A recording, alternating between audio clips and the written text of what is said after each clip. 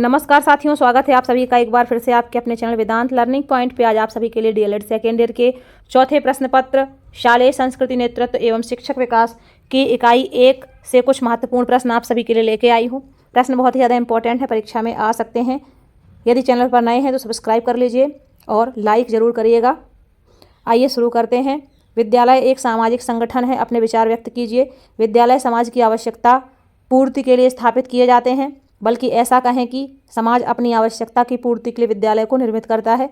विद्यालय का उद्देश्य ही स्थानीय आवश्यकताओं की पूर्ति से संबंधित होता है। यही कारण है कि इनकी संरचना, प्रकार आदि से स्थानीय स्तर के संगठनों तथा प्रशासकों की भूमिका महत्वपूर्ण होती है। स्थानीय स्तर पर जिला शिक्षा अधिकारी, पंचायत समिति, ग्राम पंचायत, ग्राम शिक्षा समिति तथा शाला प्रबंधन समिति विद्यालय के निर्णय, उसके विकास और उसकी भूमिका को निर्धारित करने में महत्वपूर्ण भूमिका अदा करते हैं। समाज की संरचना में भिन्नता को देखते हुए ही हमारे देश में शिक्षा का एकमात्र ढांचा लागू होने के बाद भी भिन्न भिन्न प्रकार के विद्यालय हैं। विद्यालयों में भिन्नता समाज की अलग अलग आवश्यकता को पोषित करती है। अगला प्रश्न है, डाइट क्या है, इसकी स्थापना के उद्देश्य लिखिए।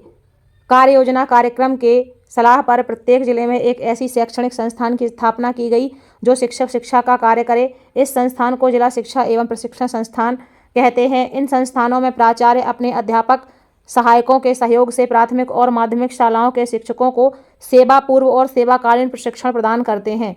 इस संस्था के कार्य इस प्रकार हैं: प्राथमिक शिक्षा संबंधित स्थानीय आवश्यकताओं और समस्याओं का सर्वेक्षण करना, प्राथमिक विद्यालय और माध्यमिक विद्यालय के शिक्षकों को पूर्व सेवा और सेवाकालीन प्रशिक्षण प्रदान करना, शिक्षण विधियों और विषय शिक्षक दक्षता में सुधार करना, क्रियात्मक अनुसंधान करना और शिक्षकों को क्रियात्मक अनुसंधान में प्रशिक्षित करना, विद्यालयों में अधिगम को गुणवत्तापूर्ण बनाना। अगला प्रश्न है, एनसीईआरटी की प्रायोगिक योजना को समझाइए। राष्ट्रीय शैक्षिक अनुसंधान तथा प्रशिक्षण परिषद एनसीईआरटी भारत की शीर्ष शैक्षिक संस्था है। इस परिषद ने क्रियात्मक अनुसंधान को प्रोत्साहित करने के अनेक प्रयत्न किए हैं। परिषद अपने प्रसार विभाग के माध्यम से विभिन्न सेमिनार तथा वर्कशॉप का आयोजन करती है, जिसके माध्यम से क्रियात्मक अनुसंधान के विभिन्न गुणों से परिचित कराया जाता है। परिषद ने क्रियात्मक अनुसंधान के प्रोत्साहन के लिए प्रायोगिक योजना तैयार की है। प्रायोगिक योजना, अनुसंधानकर्ता योजना, शीर्षक योजना की पृष्ठभूमि। प्रायोगिक योजना के उद्देश्य: विद्यार्थियों की वर्तनी तथा वाचन त्रुटियों में सुधार, विद्यार्थियों में गृह कार्य के प्रति जागरूकता उत्पन्न करना, गृह कार्य में गुणवत्ता लाना आदि। अगला प्रश्न है, जिला स्तर पर जिला शिक्षा अधिकारी के कार्यों एवं कर्तव्यों की विवेचना कीजिए।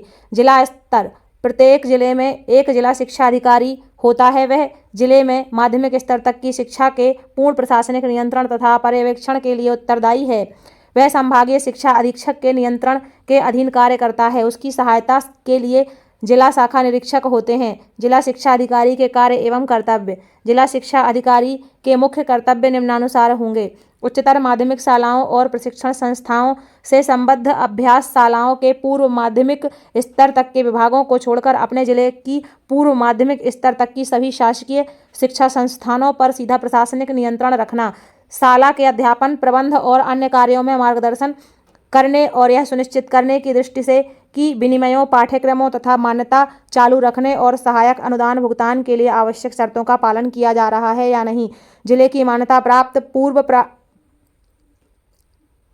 मान्यता पूर्व माध्यमिक और प्राथमिक शालाओं का निरीक्षण करना, स्थानीय प्राधिकरणों और अशासकीय संस्थाओं को उनके प्रभार की शिक्षा से संबंधित सभी विषय में सलाह देना, सहायक जिला शाला निरीक्षकों के कार्य का पर्यवेक्षण करना और उनके प्रभार की शालाओं का इस प्रयोजन के लिए आवश्यक सीमा तक निरीक्षण करना, अपने जिले में प्राथमिक प्रमाण पत्र परीक्षाओं के आयोजन की व्यवस्था करना, अपने जिले के पूर्व प्राथमिक और विभिन्न शालाओं का निरीक्षण करना, संभागीय शिक्षा अधीक्षक एवं अन्य उच्चाधिकारियों द्वारा दिए गए निर्देशों का पालन करना। इस विषय से संबंधित प्लेलिस्ट बनी है, उसमें बुक्स के बहुत सारे नोट्स पड़े हुए हैं, वहाँ से आप वो सारे नोट्स भी देख लीजिए। कोर्स चेंज नहीं हुआ है तो पिछली साल जो वीडियो डाले गए थे वो भी आप देख लीजिए। अगला प्रश्न है, विद्यालय एक सामाजिक संस्था है, स्पष्ट कीजिए। विद्यालय एक सामाजिक संस्था है जिसे समाज अपने उद्देश्यों की प्राप्ति के लिए स्थापित करता है। हम इस तथ्य की पुष्टि टीपी नन के शब्दों में कर रहे हैं: एक राष्ट्र के विद्यालय उसके जीवन के वे अंग हैं जिनका विशेष कार्य है उसकी आध्यात्मिक शक्ति को दृढ़ बनाना, उसकी ऐतिहासिक निरंतरता को बनाए रखना, उसके अतीत की सफलताओं को सुरक्षित और उसके भविष्य की गारंटी करना। शिक्षा आवश्यक रूप से सामाजिक कार्य है। समाज इस कार्य को विद्यालय को सौंपता है और उस पर बालकों को इस प्रकार शिक्षित करने का दायित्व डालता है जिससे कि वे समूह के जीवन में कुशलतापूर्वक भाग ले सकें। इस दृष्टि से विद्यालय सामुदायिक जीवन का केंद्र होता है। इस संबंध में अनेक विद्वानों ने मत प्रकट किए हैं। जॉन ड्यूवी ने कहा है, विद्यालय एक सामाजिक संस्था है। शिक्षा एक सामाजिक प्रक्रिया होने के नाते विद्यालय सामान्यतः सामुदायिक जीवन का वह स्वरूप है जिसमें वे समस्त साधन केंद्रित होते हैं जो बालक को प्रजाति की पैतृक संपत्ति में अपना भाग प्राप्त करने तथा उसे अपनी शक्तियों की सामाजिक हितों के लिए उपयोग में लाने में तैयार करते हैं।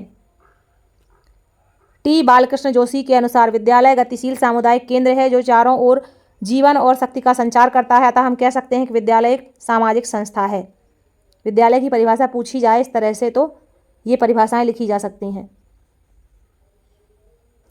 अगला प्रश्न है, विद्यालय एवं समुदाय के बीच संबंध को स्पष्ट कीजिए। विद्यालय तथा समुदाय के बीच घनिष्ठ संबंध है। ये दोनों अपनी अपनी उन्नति एवं स्थायित्व के लिए एक दूसरे पर निर्भर करते हैं। विद्यालय एक सामाजिक संस्था है। समाज स्वयं को जीवित रखने के लिए विभिन्न प्रकार की शिक्षा संस्थाओं की स्थापना करता है जिनके द्वारा समाज के विचार, मान्यताओं, आदर्शों, क्रियाकलापों, मानदंडों तथा परंपराओं को आने वाली संतति को प्रदान किया जा सके। विद्यालय समुदाय के जीवन एवं उनकी प्रगति पर बहुत प्रभाव डालता है। विद्यालय अपने विचारों एवं कार्यों द्वारा समुदाय का पथ प्रदर्शन करके उसे प्रगति की ओर ले जाता है। समुदाय विद्यालय को जीवन की वास्तविकता परिस्थितियों का प्राथमिक ज्ञान प्रदान करता है। इस प्रकार एक दूसरे को सहायता प्रदान करते हैं। इन दोनों की घनिष्ठता को स्पष्ट करते हुए हुमायूं कबीर ने लिखा है, विद्यालय समुदाय के जीवन का प्रतिबिंब है, उसे ऐसा होना भी चाहिए। अतः भारत में सार्वजनिक विद्यालयों को भारतीय जीवन के ढांचे के अधिक निकट लाया जाना चाहिए।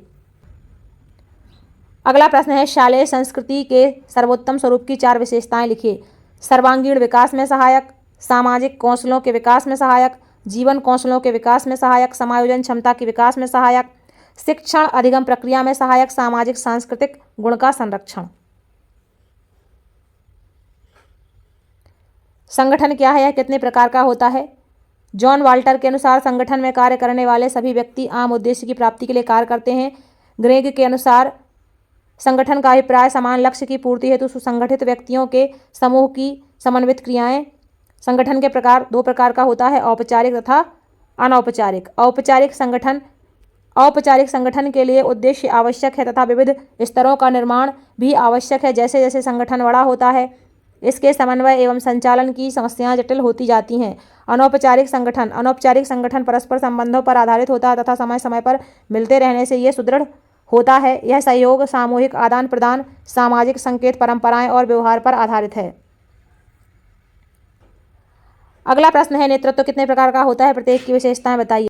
अधिकारों या शक्तियों के प्रयोग के आधार पर नेतृत्व की शैलियां निम्नलिखित 3 प्रकार की होती हैं। तानाशाही नेतृत्व, यहाँ नेता शक्ति या सत्ता का प्रयोग करता है, आदेश देता है और अपने सहयोगियों से आज्ञा पालन की अपेक्षा करता है। नेताओं के अपने सिद्धांत होते हैं। संगठन को अपनी योग्यता के अनुसार नेतृत्व प्रदान करता है। नेता दंड हो या पुरस्कार अपनी मान्यता के अनुसार प्रदान करता है। लोकतांत्रिक नेतृत्व, इस नेतृत्व में नेता प्रस्तावित कार्यों एवं निर्णयों पर समूह के सभी सदस्यों से परामर्श करता है। प्रबंधन की प्रक्रिया में सबको भागीदारी के लिए प्रोत्साहित करता है। लोकतांत्रिक नेता निर्णय लेने की प्रक्रिया में समूह के सभी सदस्यों को सम्मिलित करता है और उनकी राय को ध्यानपूर्वक सुनता है। अहस्तक्षेपी उन्मुक्त नेतृत्व, इस प्रकार के नेतृत्व में नेता आवश्यकता पड़ने पर ही अपनी शक्ति का प्रयोग करता है। वह अपने अधीनस्थ कर्मचारियों को उच्च वर्ग की स्वतंत्रता प्रदान करता है। इस प्रकार के नेता उद्देश्य को निर्धारित करने और उन्हें प्राप्त करने में पूरी तरह से समूह के सदस्यों पर आश्रित रहते हैं।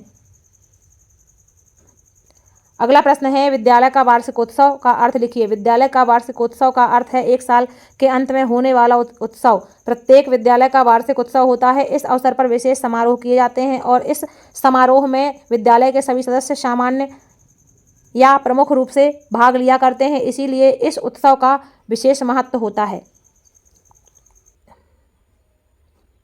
पुस्तक के माध्यम से इस विषय के कई सारे नोट्स प्लेलिस्ट में हैं, वहाँ से जाके आप वो सारे नोट्स पढ़ लीजिए। वो बहुत ही ज़्यादा इंपॉर्टेंट है, पेपर में पूछे जा सकते हैं। जैसे बालिकाओं की शिक्षा और उसमें आने वाली समस्याएं, या राष्ट्रीय शिक्षा नीति, और भी कई सारे महत्वपूर्ण वीडियोज़ पड़े हुए हैं, वो आप अच्छे से जाके देख लीजिए। परीक्षा में अच्छे अंक आपके आ जाएंगे। इसके बाद हैं कुछ निबंधात्मक प्रश्न।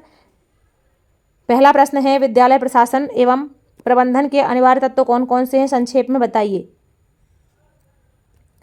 विद्यालय प्रशासन एवं प्रबंधन के अनिवार्य अंग निम्नलिखित हैं। विद्यालय प्रशासन के प्रबंधन में विद्यालय का प्रधानाध्यापक विद्यालय प्रबंधन हेतु अनिवार्य रूप से उत्तरदायी होता है। विद्यालय का प्रशासनिक अधिकारी मूलतः उस विद्यालय का प्रधानाध्यापक होता है जो विद्यालय के दैनंदिन संचालन को सुनिश्चित करता है। प्रधानाध्यापक छात्रों, अध्यापकों तथा स्थानीय समुदाय के मध्य सेतु की तरह कार्य करता है। प्रधानाध्यापक अध्यापकों एवं अन्य सहायक कर्मचारियों का निरीक्षण करता है। प्रधानाध्यापक प्रशासक, वित्तीय प्रबंधक, लेखाकार, निरीक्षणकर्ता आदि की समन्वित भूमिका का निर्वहन करता है। विद्यालय प्रशासन के प्रबंधन के अनिवार्य अंग सहायक छात्रों की शिक्षा के लिए लक्ष्य की तैयारी का निर्धारण करता है। संवाद माध्यम प्रधानाध्यापक अभिभावकों, छात्रों एवं समुदाय के सदस्यों से संवाद स्थापित करता है। संरक्षक प्रधानाध्यापक विद्यालय के भौतिक संसाधनों के साथ ही मानवीय संसाधनों का संरक्षक भी होता है। वित्तीय प्रबंधक विद्यालय का बजट तैयार करता है एवं विभाग से धन प्राप्त हो जाने पर समुचित उपभोग करता है। सजग एवं संवेदनशील प्रधानाध्यापक छात्रों का समुदाय एवं समाज में प्रबल हिमायती होता है एवं छात्र के प्रत्येक व्यवहार के लिए पर्याप्त सजग भी। प्रशासक प्रधानाध्यापक विद्यालय के प्रशासन के लिए उत्तरदायी एक सजग प्रशासक होता है। निरीक्षणकर्ता प्रधानाध्यापक अपने अध्यापकों, शिक्षा मित्रों एवं अन्य सहायक कर्मचारियों का निरीक्षण करता भी होता है। कार्य निष्पादक प्रधानाध्यापक विद्यालय के दैनंदिन संचालन को सुनिश्चित करता है एवं छात्रों, अध्यापकों से निरंतर संवादरत रहता है। अगला महत्वपूर्ण प्रश्न है, विद्यालय संगठन के सिद्धांतों की विवेचना कीजिए। विद्यालय संगठन के निम्न सिद्धांत हैं। शिक्षा के उद्देश्यों की अधिकतम प्राप्ति हेतु संगठन का कुछ सुविचार सिद्धांतों पर आधारित होना परम आवश्यक है। अनेक विद्वानों ने विद्यालय संगठन की विभिन्न सिद्धांतों का प्रतिपादन किया है। उनमें से कुछ मूलभूत सिद्धांत निम्नलिखित हैं। बाल केंद्रित विद्यालय का प्रमुख उद्देश्य बालक का सर्वोन्मुखी विकास करना होता है। इस दृष्टि से संगठन बाल केंद्रित होना चाहिए। संगठन ऐसा हो जिसके द्वारा बालकों की विभिन्न योग्यताओं, अभिरुचियों, शक्तियों, संवेगों एवं मूल प्रवृत्तियों को स्वस्थ दिशा में विकसित किया जा सके। संगठन द्वारा विद्यालय में ऐसा वातावरण उत्पन्न किया जाना चाहिए जिसमें बालक शारीरिक, मानसिक, सामाजिक और चारित्रिक गुणों को सरलता से प्राप्त कर सके। समाज केंद्रित संगठन बाल केंद्रित होने के साथ साथ समाज केंद्रित भी होना चाहिए, क्योंकि शिक्षा का उद्देश्य बालकों को समाज का एक सक्रिय, उपयोगी एवं कुशल सदस्य बनाता है। क्योंकि शिक्षा का उद्देश्य बालकों को समाज का एक सक्रिय, उपयोगी एवं कुशल सदस्य बनाना है। संगठन में बालकों की विकास संबंधी क्रियाओं के आयोजन के साथ साथ समाज की प्रगति हेतु उचित व्यवस्था का होना भी परम आवश्यक है। अतः विद्यालय संगठन बालक की विकासात्मक आवश्यकताओं को ध्यान में रखते हुए भी समाज के आदर्शों, आकांक्षाओं, आवश्यकताओं, मूल्यों, सुसंस्कृति आदि पर आधारित होना चाहिए। लोकतंत्रीय सिद्धांत जनतंत्र की सफलता हमारे विद्यालयों पर ही निर्भर है। यह विद्यालय ही हैं जो जनतंत्र के स्तंभों अर्थात भावी नागरिकों का निर्माण करते हैं। बालकों के आदर्श नागरिकों के गुणों का विकास विद्यालय की व्यवस्था, क्रियाकलाप एवं परंपराओं के माध्यम से किया जाता है। इसीलिए आवश्यक है कि विद्यालय का संगठन लोकतंत्रीय सिद्धांतों एवं प्रक्रियाओं के अनुसार हो। उपलब्ध संसाधनों की अधिकतम उपभोग के सिद्धांत। जैसा कि हम देख चुके हैं, अभीष्ट शैक्षिक उद्देश्य की प्राप्ति के लिए विद्यालय संगठन के अंतर्गत उपलब्ध संसाधनों का सर्वोत्तम उपयोग होना चाहिए। इस दृष्टि से संगठन द्वारा विभिन्न मानवीय एवं भौतिक तत्वों में अधिक से अधिक सामंजस्य स्थापित किया जाना चाहिए, जिससे इनका सर्वोत्तम उपयोग करके शक्ति एवं धन का अधिकतम सदुपयोग हो सके। लोच का सिद्धांत मानव प्रकृति तथा समाज तथा इसकी आवश्यकताएं परिवर्तनशील हैं। जब विद्यालय का लक्ष्य बालक एवं समाज का उचित दिशाओं में विकास करना है तो इनकी बदलती हुई आवश्यकताओं के अनुकूल विद्यालय संगठन में समय समय पर परिवर्तन भी होना नितांत आवश्यक है। अतः विद्यालय संगठन में लोच अथवा परिवर्तनशीलता का गुण होना चाहिए। यदि संगठन में दृढ़ता एवं एक रूपता आ गई तो बालक एवं स्थानीय समाज की मांगों एवं आवश्यकताओं की पूर्ति में समर्थ होगा। अगला प्रश्न है, विद्यालय नेतृत्व से क्या आशय है? एक प्रभावी नेतृत्व में कौन कौन से गुण होने चाहिए? जब किसी गतिशील समूह के सदस्य एक साथ किसी एक व्यक्ति के प्रति प्रतिबद्ध होते हैं और सभी एक ही उद्देश्य के प्रति सरोकार रखते हैं तो इस प्रकार का क्रमिक विकास नेतृत्व कहलाता है। अच्छा नेतृत्व समूह के प्रत्येक सदस्य को मान्यता देता है। वास्तव में समूह के प्रत्येक सदस्यों के द्वारा कार्य को पूर्ण करने में अपना अंशदान दिया जाता है। यहाँ यह महत्वपूर्ण नहीं है कि जो व्यक्ति एक नेतृत्व करता है वह किसी पद विशेष से संबंधित हो या उसके पास अधिक शक्ति ही हो। दूसरे शब्दों में कहें तो पद और शक्ति नेतृत्व के गुण नहीं होते। नेतृत्व के लिए कुछ अन्य गुणों की आवश्यकता भी होती है जो इस प्रकार है। मिलनसारिता, नेतृत्वकर्ता को समूह के सभी सदस्यों की कमजोरी और मजबूरी को ध्यान में रखते हुए सभी के साथ मिलकर रहना चाहिए। बुद्धिमत्ता, बुद्धिहीन या कम बुद्धि वाले व्यक्ति को कोई अपना नेतृत्वकर्ता स्वीकार नहीं करता। आवश्यक है कि नेतृत्वकर्ता स्वयं के व्यक्तित्व में ऐसे कौशलों का विकास करे जो उसकी बुद्धि को तीव्र बनाने में मददगार हो। आत्मविश्वास, ज्ञान और जानकारियों का स्तर व्यक्ति को आत्मविश्वासी बनाता है। एक नेतृत्वकर्ता का आत्मविश्वास उच्च स्तर का होना चाहिए। स्पष्ट है कि इसके लिए उसे अपने ज्ञान और जानकारियों को अद्यतन रखना पड़ेगा। अद्यतन का मतलब अपडेट रखना पड़ेगा। अनुकूलनशीलता, नेतृत्वकर्ता किसी भी परिस्थिति के लिए अनुकूल होना चाहिए। उग्र या विपरीत परिस्थितियों को सामान्य बनाने की क्षमता नेतृत्वकर्ता में होनी चाहिए। जिम्मेदारी, नेतृत्वकर्ता को समूह की सकारात्मक और नकारात्मक सभी क्रियाओं की जिम्मेदारी लेनी होती है। विश्वसनीयता, समूह के सदस्यों को नेतृत्वकर्ता पर विश्वास रखना चाहिए और नेतृत्वकर्ता को भी समूह के सदस्यों पर विश्वास करना चाहिए। पहल शक्ति, नेतृत्व करने वाला व्यक्ति किसी भी मुद्दे पर पहल कर सके। समस्याओं के समाधान की बात हो या समूह के किसी सदस्य के हितों का संदर्भ, नेतृत्वकर्ता को बात करने में, मदद करने में और निर्णय लेने में पहल करना आना चाहिए। सृजनशीलता, सृजनशीलता व्यक्ति समूह को नवाचारों के प्रति संवेदी बना पाएगा। नेतृत्वकर्ता समूह के अंदर अलग अलग प्रकार की सृजनशीलता को पहचान पाएगा और उसे महत्व दे पाएगा। सहयोग, समूह के सदस्यों के प्रति सहयोगी होना और समाज के प्रति समूह को सहयोगी बनाना दोनों नेतृत्वकर्ता के गुण हैं। विद्वता, विद्वता नेतृत्वकर्ता को आगे आकर काम करते लोगों को अपने साथ लेकर चलने और समाज में स्वयं को प्रमाणित करने में मददगार होती है। जोखिम उठाना, नेतृत्व तभी प्रभावकारी होगा जब नेतृत्वकर्ता स्वयं और स्वयं के समूह के लिए जोखिम उठाने के लिए सदैव तैयार रहे। संप्रेषण क्षमता, नेतृत्वकर्ता समूह को या अन्य व्यक्तियों को तभी प्रभावित कर सकता है जब उसकी संप्रेषण क्षमता अच्छी हो। अच्छी भाषा, अच्छी शब्दावली और स्वरों का उतार चढ़ाव संप्रेषण को प्रभावी बनाता है।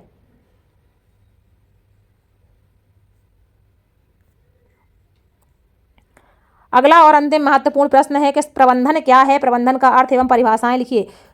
मानव जीवन के विकास से पूर्व मानव की आवश्यकताएं सीमित थीं। उन आवश्यकताओं की पूर्ति मानव अपने स्वयं के प्रयास से करता है। क्रमशः मानव विकास के साथ ही साथ उसकी आवश्यकताओं में भी वृद्धि होने लगी, जिससे अपनी आवश्यकताओं को पूरा करना दुष्कर हो गया। वर्तमान में हमारे चारों ओर अनेक औपचारिक, अनौपचारिक, आर्थिक, सामाजिक, व्यावसायिक, प्रशासनिक एवं राजनीतिक संगठन फैले हुए हैं। संगठन व्यक्तियों का वह समूह होता है जिसके निश्चित उद्देश्य होते हैं, जिन्हें प्राप्त करने के लिए अनेक प्रयास किए जाते हैं। ऐसे संगठनों को निर्देशित, समन्वित तथा एकीकृत करने हेतु प्रबंधन की आवश्यकता पड़ती है। प्रबंधन का अर्थ एवं परिभाषाएं। प्रबंधन का अर्थ है कि संगठन में व्यक्तियों से कार्य कराना। अंग्रेजी के शब्द मैनेजमेंट टैक्टफुली को मैनेजमेंट कहते हैं। प्रबंधन एक व्यापक तथा जटिल संप्रत्यय है। इसकी परिभाषा देना असंभव तो नहीं, कठिन अवश्य प्रतीत होता है। परिभाषाएं प्रबंधन की निम्नलिखित हैं। हेरोल्ड किंटज के अनुसार औपचारिक रूप से संगठित समूहों में व्यक्तियों से मिलकर कार्य करने की कला प्रबंधन है। एफ.डब्ल्यू. टेलर के अनुसार प्रबंधन यह जानने की कला है कि आप व्यक्तियों से वास्तव में क्या काम लेना चाहते हैं तथा यह देखना कि वे उसको मितव्ययी एवं उत्तम ढंग से पूरा करते हैं। आर.एस. डेवर के अनुसार प्रबंधन के अंतर्गत उद्देश्यों का प्रतिपादन करना, उनको प्राप्त करने का नियोजन करना, संगठन स्थापित करना, कर्मचारियों की व्यवस्था करना, उन्हें निर्देशित करना, समन्वित करना, उनके कार्यों का मूल्यांकन करना, नियंत्रण करना और उन्हें प्रोत्साहन देना और सभी क्रियाओं में सामंजस्य स्थापित करना। इसी के साथ ही ये सारे क्वेश्चन आपके पूरे होते हैं। मिलते हैं अगले वीडियो में, तब तक के लिए आप सभी का धन्यवाद। आप सभी का दिन शुभ हो।